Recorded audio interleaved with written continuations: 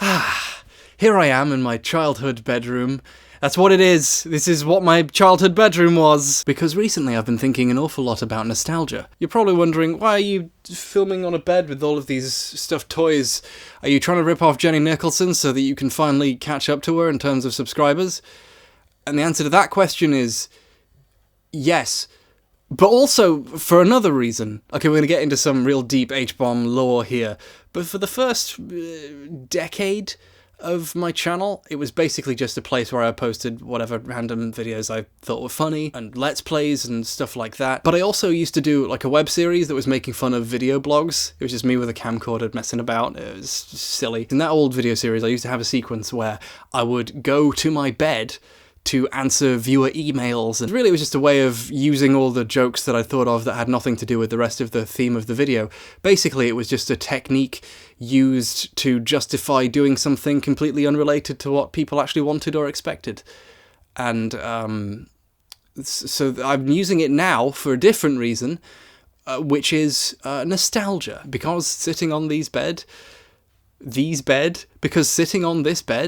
these ancient sheets from 1996, 7, I'm guessing, makes me feel nostalgic for an earlier point in my life. And that's what this video is going to be about. Speaking of the past, the 1980s were really interesting. I was born in the 90s, so my real love was the stuff I had access to, like Pokemon and Power Rangers, you know, where they beat up cool monsters and they did fighting and there was explosions and giant robots. It was a kid's dream. And the music was so catchy that they've been reusing that same riff in bits of music for the last, 25 years.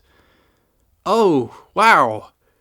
I've learned how to feel old. But a secret fascination of mine was the 80s. To me, they were like the dark times. This period from before I was born, and we had all of these ancient artifacts from it that only I could make sense of. The Teenage Mutant Ninja Turtles and He-Man and the Transformers weren't really for me. They were for kids from a previous generation. And luckily for me, thanks to VHS, a format that I've heard someone cool made a video about once, I could rewatch these ancient stories from the before time over and over without ever having to develop a personality. Transformers in particular was really cool. But then one day in Blockbusters, and I only realise now how dated this video is going to be, I saw a copy of a tape for The Transformers the movie. And that's weird, because I thought movies were for adults and not kids who watched their favourite stuff at 5 in the morning or however early I used to be able to wake up. So I forced my dad to rent it, and I spent a weekend watching it over and over and storing all of its images in my brain for the rest of time. There are some powerful images in that film which will never leave me. I never learned an instrument, but in my adolescent and then later adult years, I noticed that a lot of people my age or slightly older didn't really remember the show in that much detail, but still remembered a lot of stuff from that movie, and they might not have even seen it for decades. And I've been curious for quite a while about how it ended up that way, so lately I rewatched some of the show and then the movie to try to figure out how to... Actually, no. I don't really have a justification for my life choices in such a clear-cut way like that. To be honest, most of my videos are me hastily writing an introduction and a conclusion to the bit that I just felt like making for no particular reason. And this time I just don't have one. I'm going to talk about the Transformers show and the 1986 movie for an amount of time, and you can watch it if you'd like. I'm going to make that the thumbnail. Something I didn't really realise as a kid, and probably should have done, is that the Transformers show is basically just a really explicit toy commercial. I was really curious how a show could come to be like this, so I asked my father, Vladimir Ilyich Ulyanov, how it came to be, and he told me it was all the fault of that capitalist pig dog Reagan. Ronald McDonald's Reagan was, of course, President of the United States for most of the 80s, and he famously hated regulation almost as much as he hated South American civilians. I believe that prior to Reagan, broadcasters weren't allowed to do more than 12 minutes per hour of advertising. And, you know, a show which is basically selling a toy probably would have counted as advertising. Reagan took office in 1981 and his FCC oversaw a complete overhaul of all these regulations, putting the free market in charge of what children could see. And as we know, Reagan's policies are beyond criticism. My generation grew up being advertised to every waking moment of their entire lives, and all of us turned out fine. And that allowed the creation of shows like My Little Pony, G.I. Joe, He-Man, Mask, which I just remembered now while filming this bit, and, yes, Silverhawks. Partly metal, partly regal.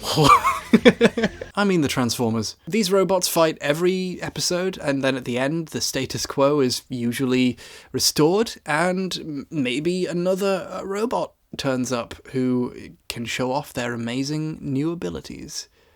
And it's in stores now.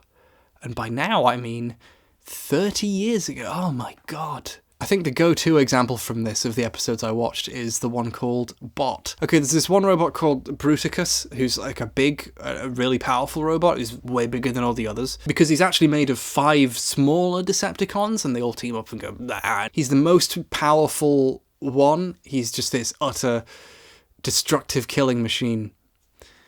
Anyway, in this episode, he gets shot once and completely falls apart, destroyed so completely that 4 of the 5 robots are just in bits, like dead, and there's only one survivor. So getting completely obliterated and literally scrapped for parts, and the parts get put in other things. They put the personality component in another robot for a while, and like it runs off, and there's this really funny shot of it like diving through a window. Anyway, so that can happen. But it's fine, they just get rebuilt, and they're totally okay. There is no real death in this universe, and that's fine. I'm not asking for a children's show in which there's murder. It's actually a really effective way of writing a show with a limited cast of characters. It means that you can have people getting beat up, people get destroyed, there are fights and people lose badly, but they can be rebuilt, so they can carry on going, so you don't have to continuously be churning out new characters. It's also quite similar to how kids play with toys. You know, when you're a kid and one of your toys dies in whatever thing you're playing, you don't give it like a Viking funeral and then you bury it in the ground because you can't use it anymore. That's my secret strategy for winning in Warhammer. I insist on giving every character of mine that gets killed a proper funeral with a eulogy. After like the 5th one, my opponent always surrenders. They never want to play with me again, but I like to think it's because I taught them a harsh lesson about the horrors of war. Basically, Transformers is the kind of story where no one can really die. You get blown up, and they put you back together at the end of the episode, and then you do it all again. It's that kind of show. It's very comfy and easy to get into a rhythm, and you can watch 100 episodes of it, and it's not particularly challenging, but it doesn't have to be. It's for kids, and it's actually quite nice and relaxing to live in a universe where seemingly nobody can die. It's quite nice. Anyway, in the opening of the Transformers movie, a planet gets destroyed and millions of people die. Yeah, there's a bit of a tone difference in the movie. Like, we see an actual civilization full of people going about their everyday business. There's even, like, malls and shopping centres. And then we get to watch them get completely obliterated and devoured by this giant monster. I don't really remember the movie being that different as a kid. I remember the show being, like, really cool and kind of violent. There was lasers and explosions. But as an adult, the difference is, like, so clear and shocking. Something is clearly very different from the previously consequence-free cartoon. I mean, the episode where the guy gets blown up into tiny pieces and put back together is the episode before the movie. And it's like, you go right from that to this. Let's take a moment to talk about Unicron as a character. Because as a kid, he was the big bad guy robot of the movie. But as an adult, I think Unicron represents something, actually stands in for something. Nihilism? Like, the Transformers universe has a god, according to its wiki. It's called Primus. I think in some continuities, he's literally Cybertron, and just pretending to be a planet. It's a robot in disguise. But at least in the philosophical sense, Unicron is the closest thing we see in this universe to, like, a god. Like, it's absolutely gigantic. It's incomprehensibly powerful. It can destroy entire planets. But what's interesting about it, not him, is it doesn't do it because it's evil or bad. Maybe they change this in characterization later. But in the film, it's very clear that it's eating. This is how it feeds to survive. It's this almost Lovecraftian thing. It's so much bigger than us, and all it wants to do is eat. And we just happen to be food on the planet it's eating. And its insides are this bizarre and inscrutable, seething mass of machines that just crunch and jitter and spark. There was a negative review of the film in the LA Times by Charles Solomon, which criticised like all aspects of the movie. He didn't really like it. But he singles out Unicron, and I actually wrote this down. The great animated villains, like the Wicked Queen in Disney's Snow White, had motivations as compelling as any live-action character. Unicron apparently destroys entire worlds because it has nothing else to do. Now, personally, I think that's a kind of overly mechanistic way of looking at a film, where you break down what the motivation is, and if the motivation isn't good according to some arbitrary standards, then it's bad. Like, it's missing the forest for the trees by assuming a character has to be written a certain way to count as good. For me, this criticism misses the actual terrifying thing about the character, which is precisely that Unicron devours entire worlds because it has nothing else to do. There's just something inevitable and huge about it. It's this reminder that the universe is cold and senseless and will just kill you because it can. And it's like, oh, I'm more scared of this movie now than when I was a baby.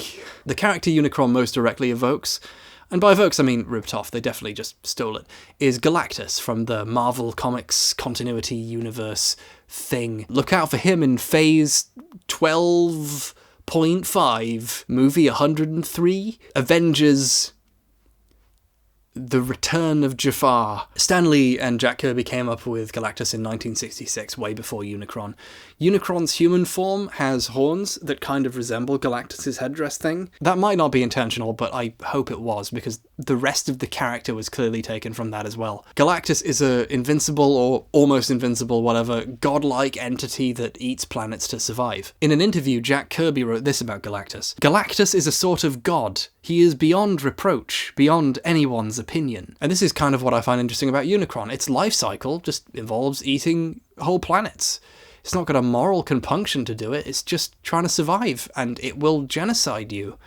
Like, that's like a different kind of horror to the sorts of evil that we normally think about in morality plays and children's media and stuff like that. And Stan Lee said this about him: Galactus was simply another in a long line of supervillains who we loved creating. We felt the only way to top ourselves was to come up with an evildoer who had almost godlike powers. Therefore the natural choice was sort of a demigod. But now what would we do with him? We didn't want to use the tired old cliché about him wanting to conquer the world. There were enough would-be world conquerors in the Marvel Universe and in all the other comic book galaxies. That was when inspiration struck. Why not have him not be a really evil person? After all, a demigod should be beyond mere good and evil. He'd just be, don't laugh, hungry. And the nourishment he'd require is the life force and energy from living planets. Now, the phrase beyond mere good and evil really sticks out to me here. Not just because it's the name of a book by Friedrich Nietzsche, like a work of philosophical aphorisms that are all about dealing specifically with how we build a morality in the wake of the discovery that our previous assumptions, like that there was a god who guaranteed good and evil, just didn't exist. Like, boiling it down, it's a book about how to build a philosophy in the wake of there not being a god. Like, the exact themes that are being presented in this film, but also because that same phrase is repeated again in the tagline of this movie. It's even in the trailer. Beyond good, beyond evil, beyond your wildest imagination. Transformers, the movie. Unicron, like Galactus, is really compelling because, in its own cartoonish, for kidsy way, it's dealing with actual moral and philosophical questions about how we live in the universe. Like, its very existence, its incursion into this ideological universe is this statement: there is no divine plan, you are all going to die, you are tiny, and the universe is gonna eat you. The sort of, ooh, I want Energon to fight a war so I can be in charge evil of Megatron is utterly fucking dwarfed by the magnificent horror of this awful thing. I even feel bad calling Unicron awful. It just is. Basically, Unicron is an absolutely awesome character, and I really like it. And this tone shift doesn't just involve the deaths of a bunch of never-before-seen alien robots. In the beginning, Megatron and co. surprise attack an Autobot ship, and all 4 of the robots on it, who are characters from the show, just get murked.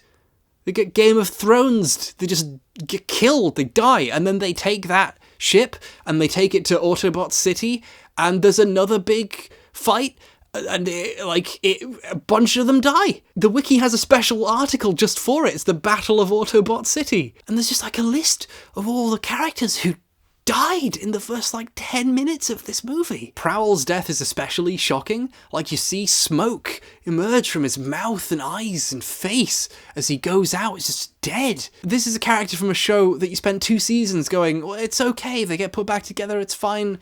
And he's just dead. Megatron repeatedly shoots Optimus Prime in the chest, and Prime haymakers him off the top of a building, and he falls multiple stories to the ground. And they're both fatally wounded and have to be dragged to safety. And it's not like the show where they get put back together.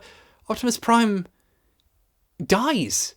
In the next scene, he gets this deathbed goodbye, and you watch the light fade from his eyes. It's worth talking about why this was happening. Hasbro were making some changes to the toy line, and they thought, well, in the movie, just get rid of the old characters and introduce the new ones.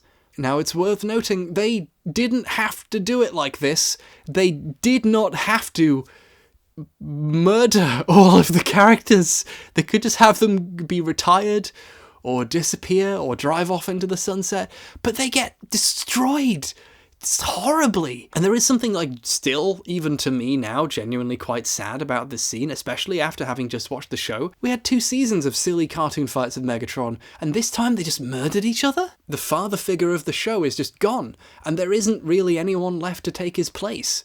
And that's really sad. And this obviously had a massive impact on its audience. Kids were crying in the theatre and had to be dragged out.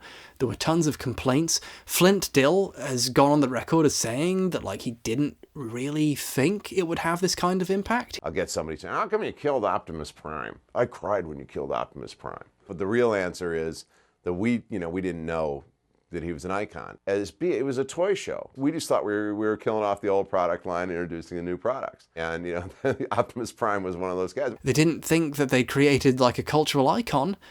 And in a way, I don't think they had created such an icon until they killed him. And what makes it so impactful isn't just that people know the character. If you had a scene like that for a character no one knew about, it wouldn't be that interesting. It's the specific juxtaposition of this with the kind of immortal, everything's fine, don't worry about it nature of the show. It just invented death in a universe where previously that couldn't happen, and for a kid, that's way, way more shocking than something just dying. It's that specific contrast. And I think this specifically is what makes the movie interesting, and makes the movie and the show, by relation, such a memorable pop cultural artifact. It's this specific change they made, which they didn't have to in the movie. In the show, as we explored, the story didn't really matter. No one blinked an eye when everyone was dead for 4 million years. Sometimes Megatron can fly. Doesn't matter. It's fine. Don't worry about it. All of a sudden, you do have to worry about it. People can die now. And that, to a kid, is a giant punch in the face.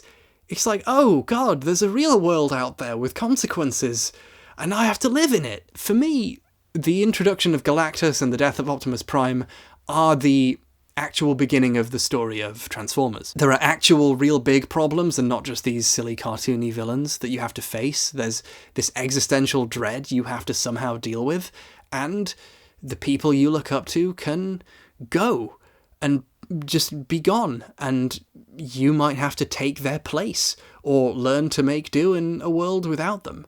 And how do you deal with that?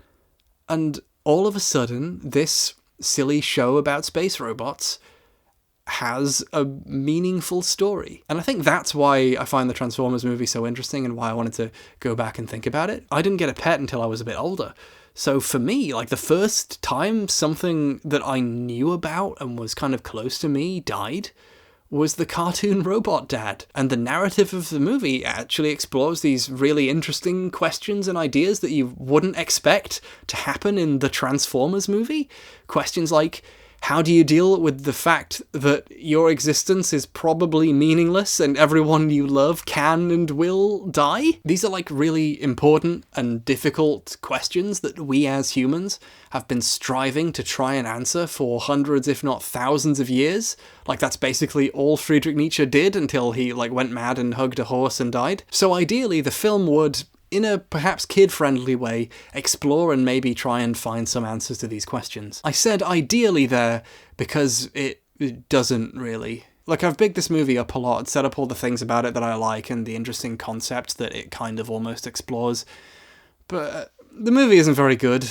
Like, for all the bits in it that I like or think are really interesting, there is a lot of bullshit. There's loads of scenes of characters just faffing about and saying one-liners that no one ever thought was cool. Most egregious is the guy who talks really, really fast, because his thing is he moves really fast, and the little one that, like, talks in rhymes. What about me, Magnus? What about me? I can help, I want to help. What about me? Friend, fine, look behind.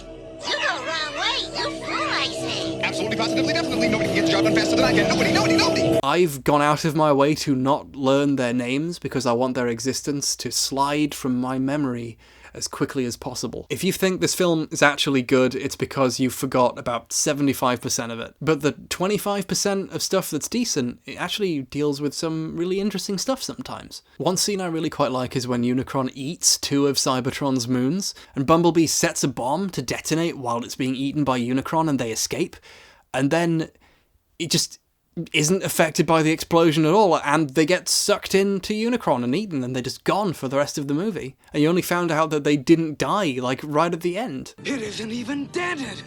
Oh shit, what are we gonna do now? They actually said a swear in the children's film. That's how bad things have got for the main characters. I actually find this really compelling even as an adult. Watching the characters see this horrible thing coming and try to formulate a way of attacking it and getting away, and watching it just fail utterly and watch them get sucked in anyway, is like really cool. And I think there's an important thematic thing there, like the characters are coping with the death of a lot of their friends, and even their leader, like someone tremendously important to them.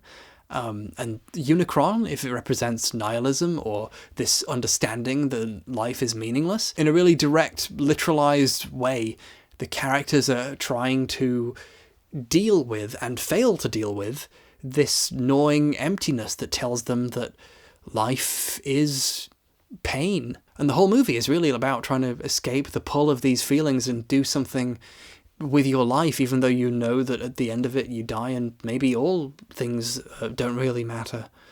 Like, the ultimate question of the film basically is, oh shit, what do we do now? Like, even as an adult I was kind of sucked in, like, what's gonna happen? And the answer is a lot of garbage. Nice dino, good dino, sweet dino. Won't you step into the nice spaceship for floor? Pretty please, pretty please. Nice dino, good dino. Won't you get into the shuttle ultra massive?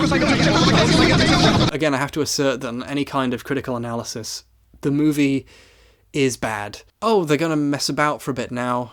Galvatron will fly past and go, ooh, I'll get you. But I think we've established pretty successfully what the questions of the movie are. And that makes the scenes that are actually about that kind of cool and interesting and cute and stand out against the rubbish of the rest of the film. There's a bit where Cup is telling this like old war story to the Dinobots and they're all sitting around and listening. And even Hot Rod's like, why are you doing this? What's the point of this? We got stuff to do. And I find that scene actually really heartwarming and interesting. Like, in the middle of this emotionally fraught situation where bad stuff is happening and danger is present, the character with the most knowledge and experience sits down and says, let me tell you about another time it was bad. And you realise, oh, wow, well, this movie's not just messing about, it's actually just making a point here about how, like, telling stories about other times when things were bad helps us remember that things aren't actually bad all the time, and there's lots of really good times where life seems like it's worth living, even if it ultimately isn't.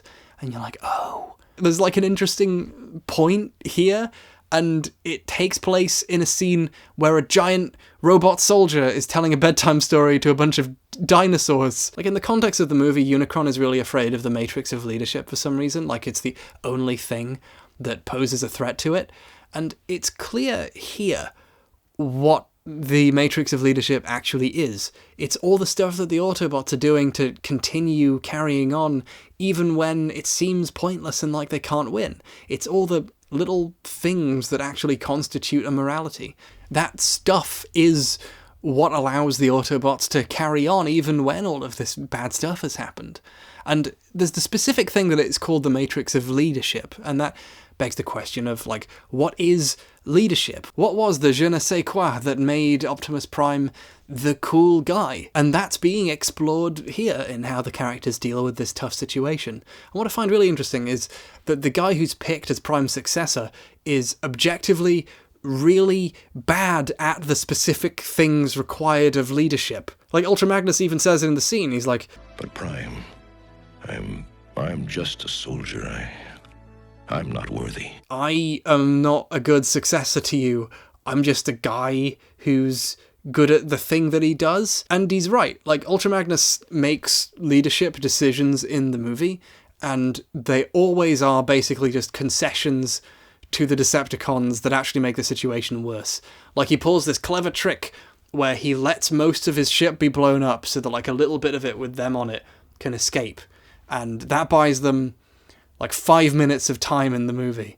And then after that, he creates a diversion so that the rest of his pals can escape, which gives him and the Matrix to Galvatron. Basically, he just loses. He's just the highest ranking guy. He's not a conceptual leader type figure. He's not actually good at making the kind of high concept decisions a leader should make, whatever those may be. I wonder if there's an answer to that question explored by the end of the story. So that begs the ultimate questions.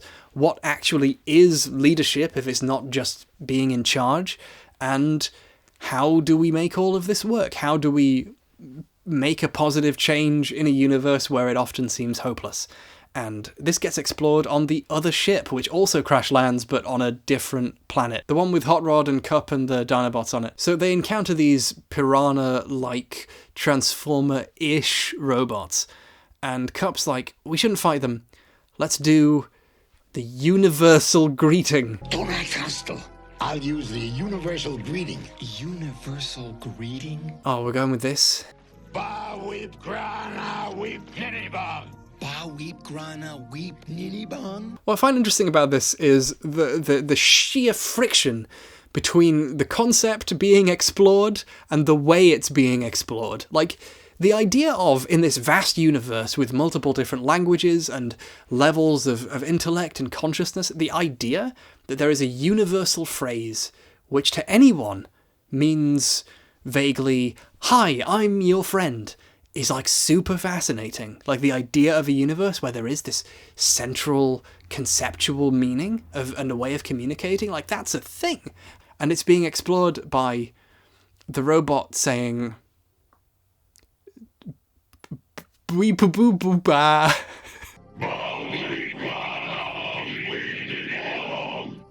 See, the universal greeting works every time. Ba wee boo.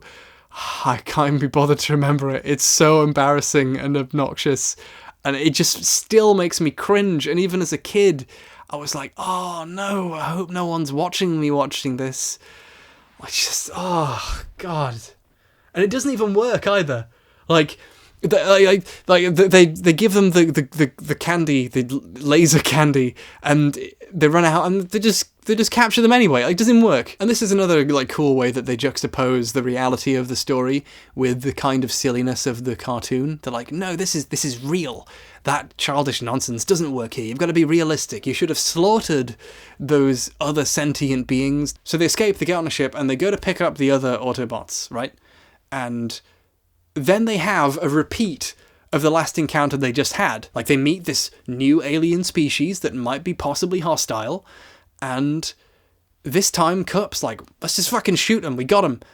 And then we get the point of the movie. We get the moral core, the thesis of the film, and it is simultaneously the silliest thing ever, the worst, stupidest, most baddest scene ever, and also amazing. So Cup's gonna shoot them, right? And Hot Rod goes, no, I've discovered the moral core of the movie.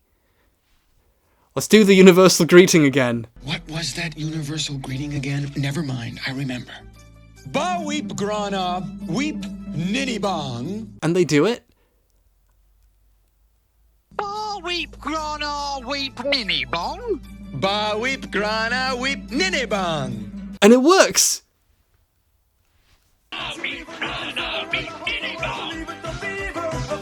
And everyone's happy, and they form like a circle around them, and they do a big dance, and everyone's their friend. And then you're like, oh shit, the movie's actually making a point here with this incredibly childish thing. The point is the childishness. Like, the movie has just positioned the naive and childish desire to try to make friends in spite of everything as the actual radical, positive, moral choice to save the universe, where you try the thing, even though the world has told you it won't work and it'll be bad, just in case it might, just in case you might actually be able to unite with these other people. And sometimes it works. Despite appearing on the surface to be a deeply cynical movie, what it's actually doing is setting up all the really good reasons that you should be cynical about the world and your place in it, and then saying, no, it's actually really good to be a bit naive sometimes. And maybe that's the thing, maybe that's the miraculous way that we build a morality in this universe. We, perhaps in a somewhat silly way, assert that this does matter and everything can work, even if it doesn't seem like it. And this is the film answering the question of what is leadership. Hot Rod goes, no, let's not do the tactically clever thing. Let's be unrealistic. Let's believe that a peaceful, mutually beneficial outcome is possible, and we can actually all get on and have this peaceful encounter. And it seems like an unrealistic and silly thing, but someone there asserting that they believe it is possible causes it to happen. And that is an actual philosophical statement about how to live in the world. To insist, if not demand, that better things are possible, even when it specifically doesn't seem possible at all. Literally, this scene where all of a sudden there's an answer to the darkness of the universe, the song that plays over the scene is Weird Al Yankovic's Dare to Be Stupid. And that's literally the moral core of the film. You have to dare to be stupid. You have to believe in the incredibly silly, idyllic thing. Ultra Magnus and the other robots immediately get, like, forlorn and they want to be cynical again. And Hot Rod says, no, don't think about it in terms of whether or not we have the MacGuffin. Think about it in terms of what we can do now to make it work. You know, there's this old thing that a philosopher guy said once. A leader isn't someone who tells you what to do and you obey because he's in a position of power over you. A leader is someone who talks and then you realise you believe them and you want that thing to happen as well. And that great philosopher's name was Optimus Prime. And I find this sort of positivity radically reshapes the universe thing happening as well with Unicron. Like, Galvatron tries to use the Matrix, and he doesn't really know how to understand it, but he does use it in some capacity because it suddenly causes Unicron to transform and unfold. And you actually get the coolest scene in the movie, this really awesome transformation sequence where he unfolds and moves and shifts. And it's got some of the best music ever. Like, I've listened to the Unicron theme medley like 1,500 times in my life over the last decade. It's just incredible. Just Unicron's theme in general is just this epic thing where it's a mix of synthesizers and drums and this industrial hissing. And it's just... I realise that almost all of my musical interests spring forth in some fashion from the soundscape of the various iterations of the Unicron theme in the movie. It's also, like, really, really cool that the best scene in the movie is literally just a scene of something transforming. It's just... this is literally the film, and it's really cool. I love it. But this scene is also a continuation of the themes of the story. Like, we've just seen that the assertion that things can be made better allows the impossible to happen. People who would have been your enemies if you'd approached them differently are suddenly your friends.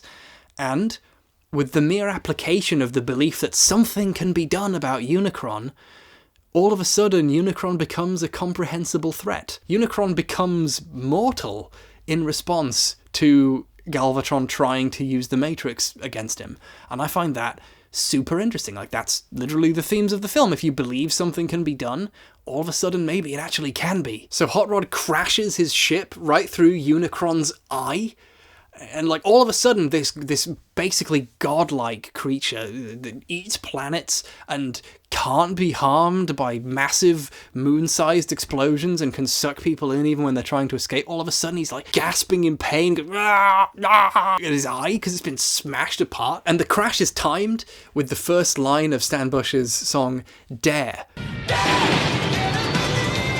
Again, it's the thing about daring again. It's like, daring is, by definition, believing in something which it's not realistic to believe. And this isn't just a ridiculous 80s rock anthem about generic positivity playing over a toy commercial film. I mean, it is that, but in addition, it's a really interesting declaration that doing the supposedly clever thing, the realistic thing, isn't really enough. Sometimes you have to demand the impossible. One last scene that I really, really like is the bit between Galvatron and Hot Rod when they're fighting.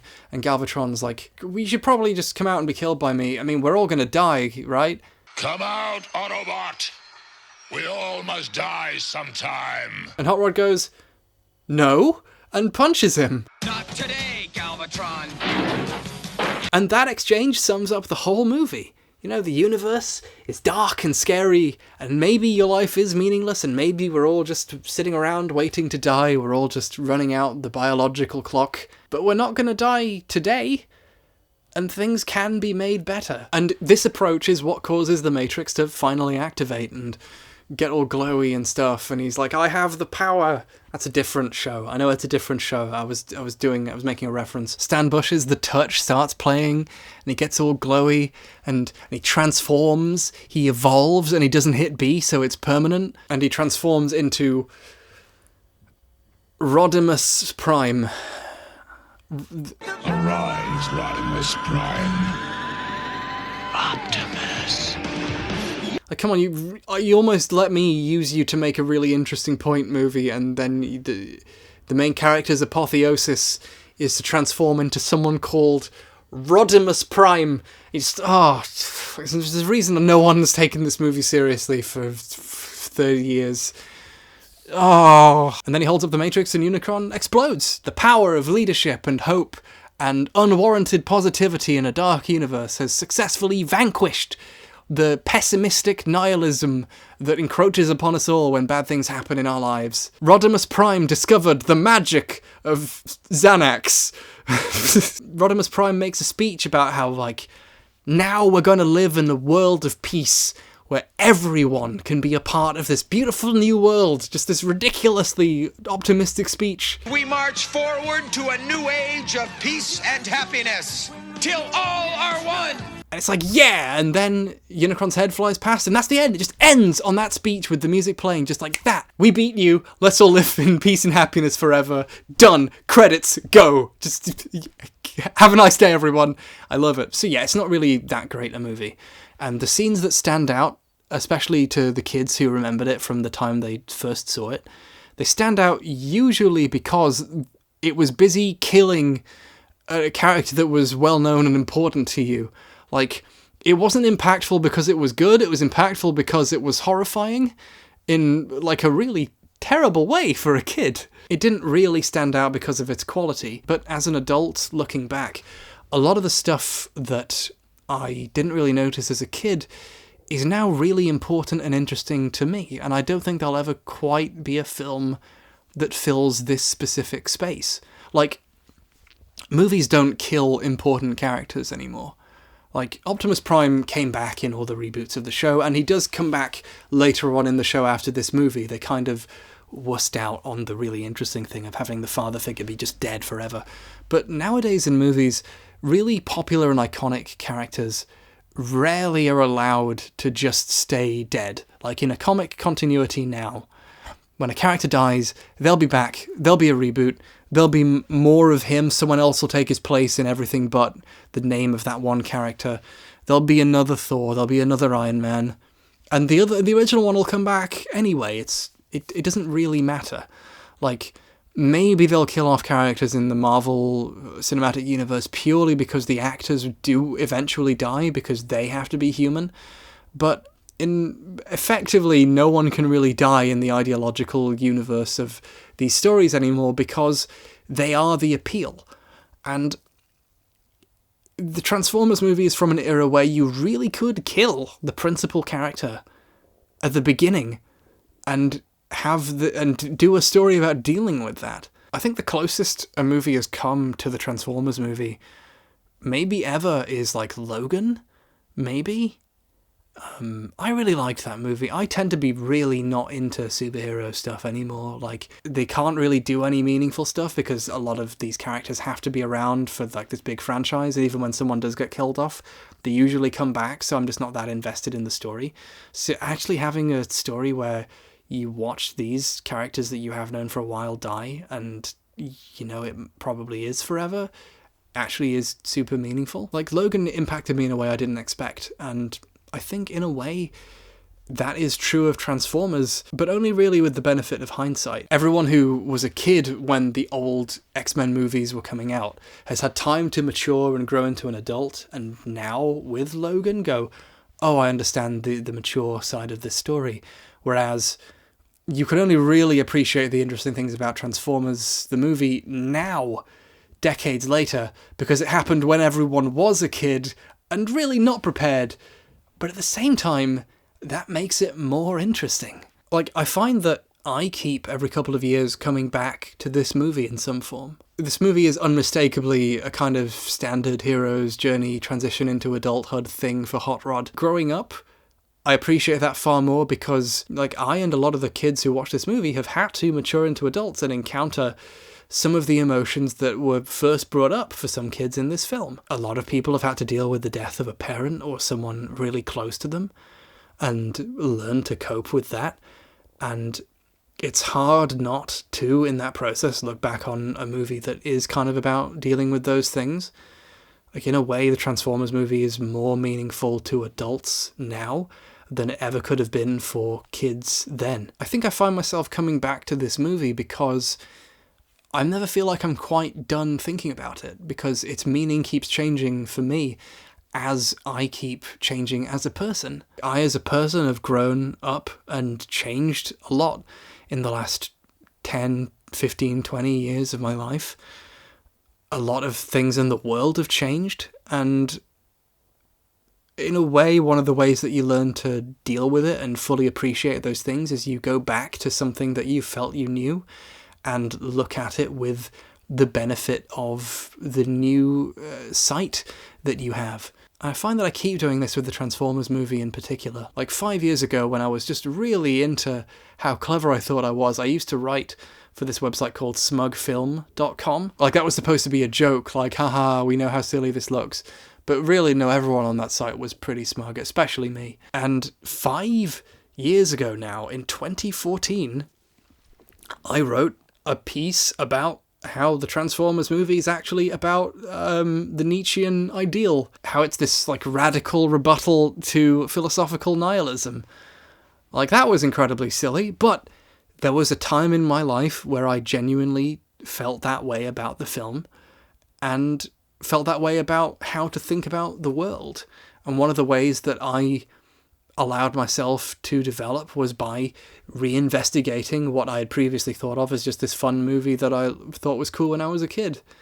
Like, in a way, it's only through nostalgia that we understand the present, by fully accepting how we used to see something. Don't read that article, by the way. It's really not that great. In fact, I still have some beef with the guy who ran the site.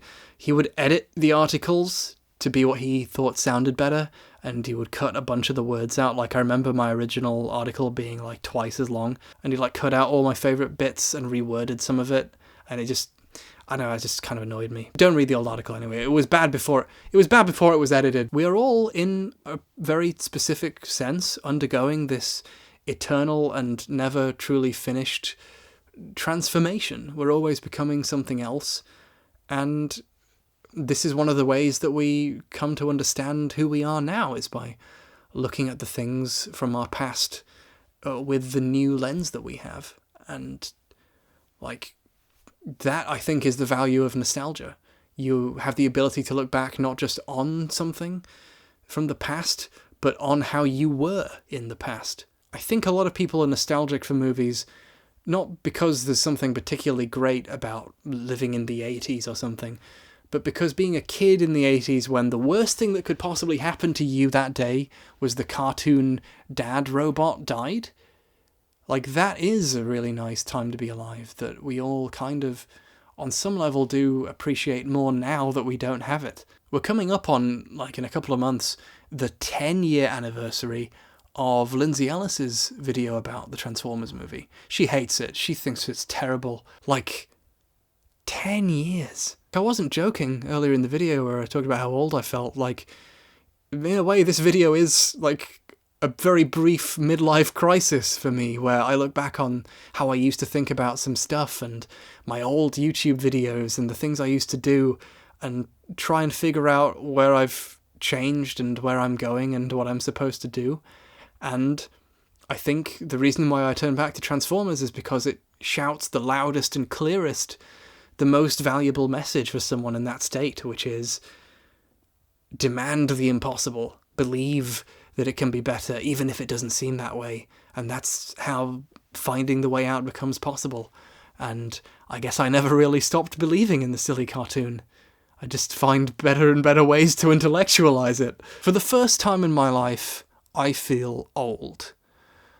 I've felt like I was 19 until I was 26. And now I feel like an old person. And it's made me go, well, who am I? And looking back on all my old videos, it makes me think, wow, I thought this was funny. And maybe I miss having that much future ahead of me, but it makes me happy to be who I am now. It's fun realizing that while the past had its benefits, the present and the future are pretty cool too. This movie is a part of my process of thinking about life and the world, so it's been fun using it as an excuse to talk about these ideas now. So, yeah, thanks for tuning in to my midlife crisis. It's over now. I feel good again.